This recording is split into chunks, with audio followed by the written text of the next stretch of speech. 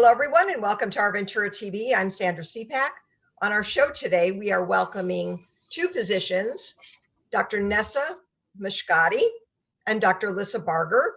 They are infectious disease physicians here at Ocean View, here in Ventura, and also serving the Ventura County Medical Center and Santa Paula Hospital. Thank you so much for joining us today on the show.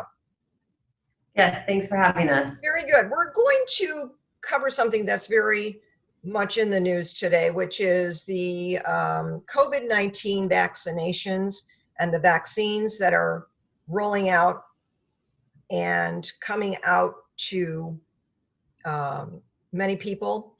And we want to talk about both the Pfizer and the Moderna vaccine. And I'd like you to tell us more about their safety and the effectiveness. Go ahead. Sure. So yes, there are two vaccines against COVID-19 right now that have a emergency use authorization that the FDA has granted, which means that they are approved to be given to adults in order to prevent COVID-19 disease. Both of the vaccines work in the same type of mechanism in how they prevent you from getting the infection. And they're very similar in how they work and the side effects and actually their efficacy as well. So this type of vaccine is called mRNA, messenger RNA. Okay. And this type of vaccine has been studied for many, many years, even decades. But this is really the first time that it's actually been created to be given to the public in this regard. Both the vaccines have been studied in the usual fashion of how vaccines go with clinical trials and with over 70,000 people who have been involved in the clinical trials. And both are found to be over 94% effective at preventing COVID-19 disease. Okay. And both actually require 2 doses of vaccine. Right. And can you explain that? There's a first shot and then there's a second shot. Sure. The Pfizer one is separated by 21 days and the Moderna by 28 days. Some people may experience arm pain, fever, headache, chills when you get your first shot. That might actually be increased after your second shot. But those symptoms are really just your body building the immunity and protecting yourself. So we're not concerned about those mild symptoms that occur within 72 hours after the vaccine. It's actually a good thing, and we don't recommend that you take any fever-reducing medications during that time because we want your body to really build those immunities, and if you take those medicines, it will dampen the effect. So have you both been vaccinated already? Thankfully, we have both received our first dose of the vaccine a little over a week ago. Okay. So we both work in the hospital, and so we are part of the initial rollout of people who were able to get the vaccine. Right. And it's important to note that the vaccine was very safe, even in someone like me who has a history of anaphylaxis. I had no problems. And one thing that is also important to note is if you had anaphylaxis to a vaccine in your lifetime, then it is not advised that you get this vaccine. But Okay. also one thing we wanted to make sure we pointed out is that you cannot get COVID-19 from the vaccine. Okay. Right. So I think just to clarify, as Dr. Meshkaty mentioned, having anaphylaxis to things such as foods or bees or things like that, Right. those are things that should not prohibit you from getting the vaccine in itself. It's just anaphylaxis to a prior vaccine that we would say is really the only thing that we would caution people to not get the vaccine is if you're in that category. I see. What about children? Yeah, so the Pfizer and Moderna vaccine clinical trials did not study children. Pfizer included patients age 16 and older, Mm-hmm. and the Moderna had ages 18 and older. Okay. And so as of today, there is no vaccine approved for young children, but we hope that in the coming months there will be, because this is the population that we think will need to be vaccinated soon. It's just not yet available. Okay. Very good. The vaccine protects you and those around you. who should be vaccinated first, and who should be more in the category of I feel that this person should have the vaccine and others can wait? Let's state that first. Yeah, so this is where, you know, we're very grateful that we have the ACIP, the Okay. Advisory Committee on Immunization Practices, who has been meeting very, very frequently throughout our, you know, to decide for our entire nation on how to distribute the vaccines and who gets it first. So Okay. we go with their guidance, which really has created all of these tiers that we hear about: 1A, 1B, 1C, 2, 3, on who gets the vaccine in terms of, you know, who's at highest risk for being exposed to the vaccine, followed by who's at highest risk once you get exposed to having severe complications. Okay. And so that's why the, you know, healthcare workers have been allocated the vaccine first, because of our daily high risk of exposures to patients with COVID. Okay. And, you know, we hope that the next group outside of healthcare workers and now rolling out to essential workers, and things like that, is going to be patients who would be at highest risk. So those with the highest age is really, so over age, you know, 75 and older, we hope is going to be the next group of people who will be getting it, because we obviously would like everyone to get it at the same time, but as it's being produced and distributed, obviously it doesn't always work out that way. Right. What about if you do get the vaccine, are you still at risk? Well, I'm glad you brought that up, because I wanted to point out that some people, a common question we've had is some people will get the first dose of vaccine, Right. and maybe within a week or so they would actually get COVID-19. Okay.